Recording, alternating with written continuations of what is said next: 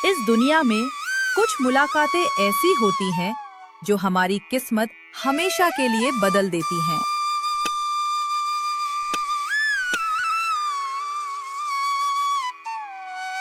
हाय राम, आज भी ज्यादा लकड़ी नहीं जुटा पाया। जिसके घर में आज खाने के लिए भी कुछ नहीं था। हे भगवान, आज भी खाली हाथ गया तो बच्चों को क्या खिलाऊंगा। बचाओ बचाओ बचाओ बचाओ। ये कैसी आवाज थी? बचाओ। कौन है वहां? पहले तो रामू डर गया, लेकिन फिर उसे लगा नहीं, ये डरने की बात नहीं। ऐसा लग रहा है कोई मुसीबत में है। अब मैं क्या करूं, जाओ कि नहीं? रामू बहुत सोचता है। फिर आखिरकार वो उस आवाज की तरफ जाने लगता है। बचाओ बचाओ। रामू आवाज की तरफ पहुंच जाता है। फिर वह देखता है कि एक सांप जाल में फंसा हुआ है। यह देखकर वह चौंक जाता है। कोई है, मेरी मदद करो। अरे सांप! डरो मत, मैं तुम्हें नुकसान नहीं पहुंचाऊंगी। बस मुझे इस जाल से मुक्त कर दो। रामू के दिल में डर था, लेकिन उसकी इंसानियत उससे बड़ी थी। तुम सच में मुझे नुकसान नहीं पहुंचाओगी? मैं वचन देती हूँ, तुम्हें कोई नुकसान नहीं पहुंचाऊंगी। इतने में रामू आगे बढ़ता है और उस जाल में फंसे सांप को मुक्त कर देता है। तुमने मेरी जान बचाई है। तो तुम बोल कैसे रही हो? मैं कोई साधारण नागिन नहीं, एक दिव्य नागिन हूँ। मैं तुम्हें वरदान दे सकती हूँ, लेकिन पहले तुम्हें मेरी परीक्षा पास करनी होगी। परीक्षा? कैसे परीक्षा? अगर तुमने सही जवाब दिए तो तुम्हारी किस्मत बदल जाएगी। रामू कुछ देर सोचता है, फिर बोलता है, ठीक है, मैं उत्तर देने के लिए तैयार हूँ। बताओ, ऐसी कौन चीज है जो टूटती है लेकिन आवाज नहीं करती? रामू गहरी सोच में पड़ गया। टूटती है पर आवाज नहीं। मुझे मिल गया। जवाब है विश्वास। सही जवाब। अब दूसरा सवाल, लेकिन इसका 2 उत्तर देना पड़ेगा। 10 रुपए में ऐसा क्या खरीदोगे जिससे तुम्हारा पूरा घर भर जाए? पहली नजर में यह सवाल आसान लगता है, लेकिन असल में यह हमारी सोच की परीक्षा है। मुझे जवाब मिल गया। अगर मैं 10 रुपए की अगरबत्ती खरीदूं तो उसकी खुशबू पूरे घर में फैल जाएगी और मेरा घर भर जाएगा। रामू ने सही जवाब दिया, क्योंकि अगरबत्ती की खुशबू धीरे धीरे हर कोने में फैलती है, बिना जगह घेरे पूरा घर भर देती है। और दूसरा जवाब, मोमबत्ती? रामू ने ये जवाब भी सही दिया, क्योंकि जब मोमबत्ती जलती है तो उसकी रोशनी पूरे घर को भर देती है। हर कोना उजाले से भर जाता है। तुमने दोनों परीक्षाएं पास कर ली। अब सुनो, तुम्हारे जीवन की 3 सच्चाइयां। पहली, तुम्हें एक ऐसा प्रेम मिलेगा जो दुनिया से अलग होगा। दूसरी, तुम अपने परिवार से दूर हो जाओगे। तीसरी, एक कंगन तुम्हारी किस्मत बदल देगा। अरे ये कैसी अजीब बातें हैं। समय आने पर सब समझ जाओगे। रामू ने इसे मजाक समझा, लेकिन किस्मत की कहानी अभी शुरू हुई थी। समय बीतता गया, लेकिन नागिन की बातें रामू के मन में कहीं ना कहीं रह गईं। अजीब थी वो नागिन, पता नहीं सच कह रही थी या नहीं। अगले दिन रामू फिर उसी जंगल में आया। इस बार वह जंगल से नदी की ओर जाने लगता है और रामू एक झरने के पास पहुंच जाता है। वहाँ रामू एक विचित्र चीज देखता है। अरे ये क्या चमक रहा है? ये वही कंगन था जिसके बारे में नागिन ने बताया था। क्या सच में ये जादुई है? अगर ये सच है तो मुझे आज के लिए खाना दे दो। रामू के कहते ही वह चमकता हुआ कंगन उसे भोजन दे देता है। ये सच में काम करता है। रामू के पास अब सब कुछ मांगने की शक्ति थी।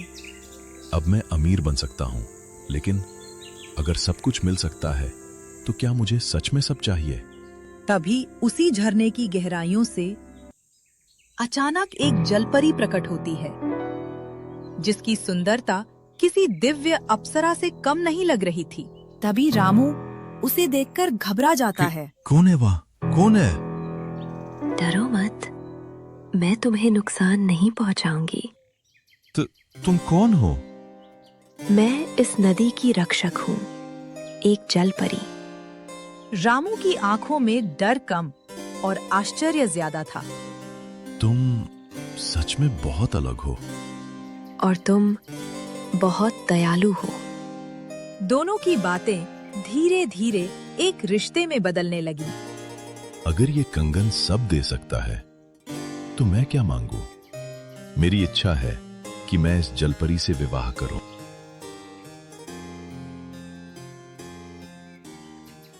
जलपरी रामू के साथ विवाह करने के लिए रेडी हो जाती है। जलपरी इंसानी रूप लेने लगती है और इसी एक फैसले ने रामू की जिंदगी हमेशा के लिए बदल दी। समय बीता और उनका जीवन खुशियों से भर गया।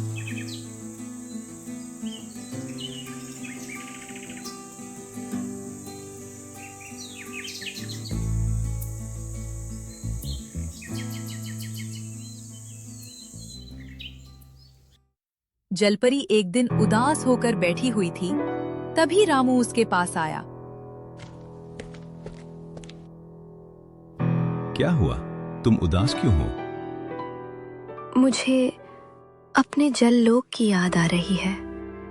बहुत दिन हो गया अपने दुनिया देखे हुए। क्या तुम हमें छोड़कर जाओगी? नहीं, मैं सिर्फ कुछ समय के लिए जाऊंगी। रामू को क्या पता था कि ये विदाई एक लंबा बिछड़ाव बन जाएगी। रामू ने जलपरी को जाने के लिए हाँ बोल दिया। माँ, आप जल्दी वापस आओगी ना? हाँ माँ, आप जल्दी आना, हम आपका इंतजार करेंगे। मैं वादा करती हूँ, बहुत जल्द लौटूंगी। मुझे अच्छा नहीं लग रहा। डर मत रामू, ये कंगन मेरे पास है, मैं कभी भी लौट सकती हूँ। और देखते ही देखते वह जल लोक में लौट गई। मेरा परिवार, मेरा असली घर तो वही है। मुझे जल्द ही वापस जाना होगा।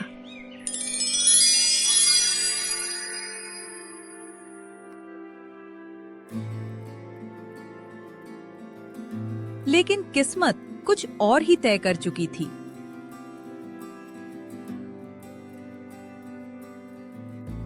एक पक्षी उड़ते हुए आता है। पक्षी कंगन को खाना समझकर उठाता है। अरे रुको, वो कंगन दे दो, वो मेरा सब कुछ। नहीं, ये नहीं हो सकता। कंगन पक्षी की मुंह से गिरता है, तेज धारा में बह जाता है। नहीं, ये नहीं हो सकता। वह कंगन मेरा सब कुछ था। अब मैं अपने परिवार से कैसे मिलूंगी? जलपरी पानी में ढूंढती है। कहीं तो होगा, मुझे मिलना ही चाहिए। लेकिन घंटों खोजने के बाद भी कंगन नहीं मिला। अब मैं वापस नहीं जा सकती। रामू ने अपनी पत्नी के जाने के बाद माँ और पिता दोनों की जिम्मेदारियां अकेले निभाई। उसने अपने बच्चों को कभी किसी कमी का एहसास नहीं होने दिया। एक दिन रामू के बड़े बेटे के मन में एक सवाल उठा। उसकी माँ ने लौटने का वादा किया था, फिर भी वह अब तक वापस नहीं आई। पिताजी, माँ अब तक वापस क्यों नहीं आई? आपने कभी उनके गांव का नाम भी नहीं बताया। वे कहाँ गई थी? अगर वे किसी मुसीबत में फंसी होती तो फिर वो जरूर लौट आती। बेटे के ये सवाल सुनकर रामू कुछ देर चुप रहा। उसकी आंखें नम हो गईं। वर्षों से छिपा हुआ सच आज बाहर आने वाला था। बेटा, तुम्हारी माँ कोई साधारण स्त्री नहीं थी, वो एक जलपरी थी। एक दिन उन्हें जललोक की बहुत याद आ रही थी। तभी मैंने ही उन्हें वहां जाने की अनुमति दे दी और वो चली गईं। बेटा, मुझे लगता है वो जरूर किसी बड़ी मुसीबत में फंस गई हैं, तभी अब तक वापस नहीं आ पाई हैं। क्या माँ जलपरी थी?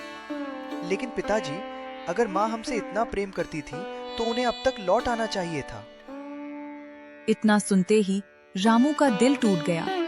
वो फूट फूट कर रो पड़ा। बेटा, तुम्हारी माँ के न लौटने का दर्द हमें हर रोज सताता है।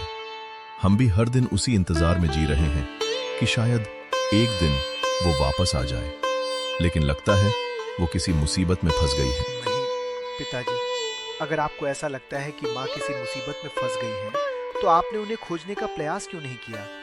बेटा, क्या करता मैं भी जिम्मेदारियों में फंसा हुआ था। अब मुझे तुम्हारी माँ को ढूंढना चाहिए। पिताजी, अब हम दोनों भाई बड़े हो चुके हैं। आपको परेशान होने की कोई जरूरत नहीं है।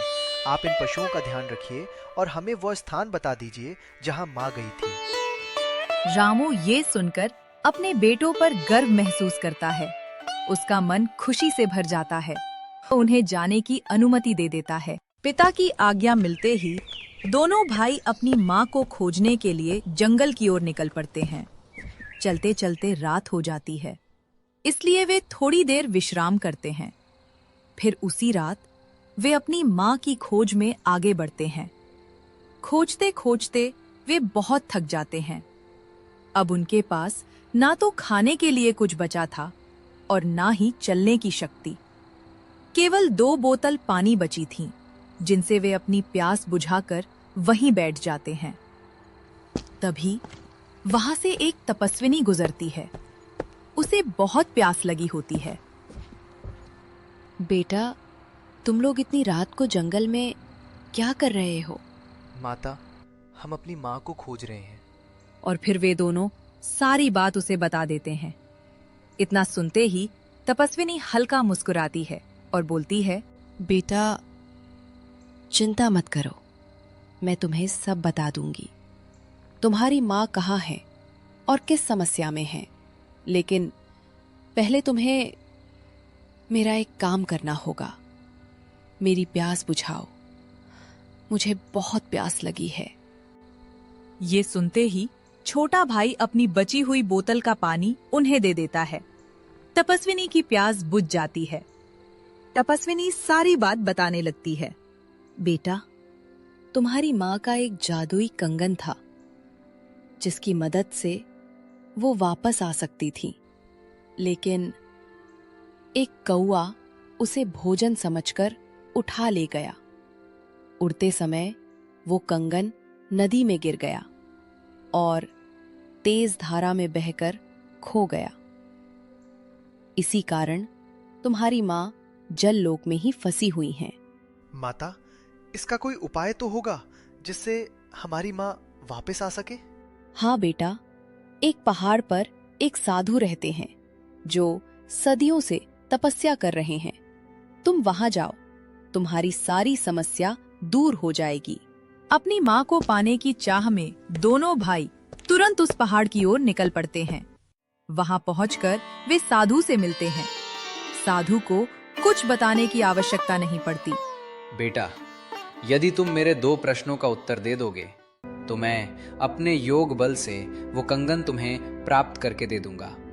फिर तुम उस जल के किनारे जाकर कहना, मेरी माँ को वापस भेज दो। तभी तुम्हारी माँ तुम्हारे पास लौट आएंगी। ठीक है महात्मा जी, आप प्रश्न पूछना शुरू कीजिए। बेटा, बताओ, ऐसी कौन सी शक्ति है जो दिखाई नहीं देती लेकिन पूरे संसार को चलाती है, और जब वो समाप्त हो जाए तो जीवन भी रुक जाता है? दोनों भाई कुछ पल के लिए सोच में पड़ जाते हैं। फिर कुछ देर की खामोशी के बाद बड़ा भाई प्रश्नों का उत्तर देता है। महाराज जी, वो शक्ति है समय, जो दिखाई नहीं देता लेकिन सब कुछ उसी के अनुसार चलता है। दोनों भाइयों के उत्तर सुनकर साधु अत्यंत प्रसन्न हो जाते हैं। शाबाश बेटा, शाबाश, तुमने बिल्कुल सही उत्तर दिया। बेटा, अब दूसरा प्रश्न सुनो। ऐसा कौन सा सत्य है जिसे हर मनुष्य जानता भी है फिर भी जीवन भर उसे समझ नहीं पाता, जिसे पाकर भी वो खाली महसूस करता है और खोकर भी उससे कभी मुक्त नहीं हो पाता।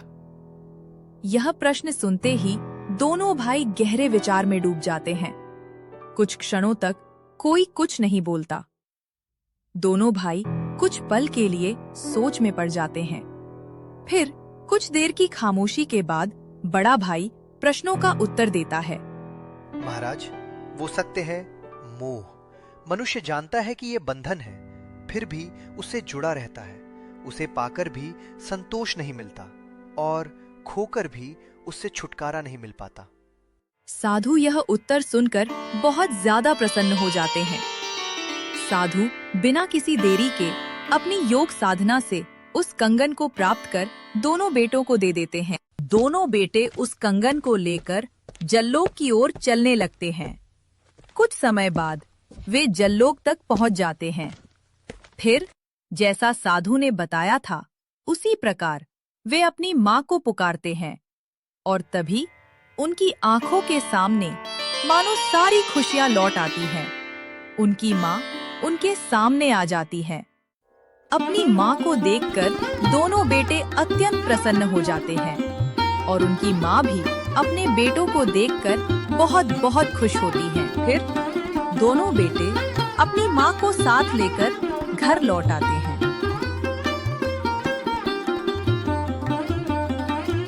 रामू तो मानो अपने प्राण वापस पा लेता है।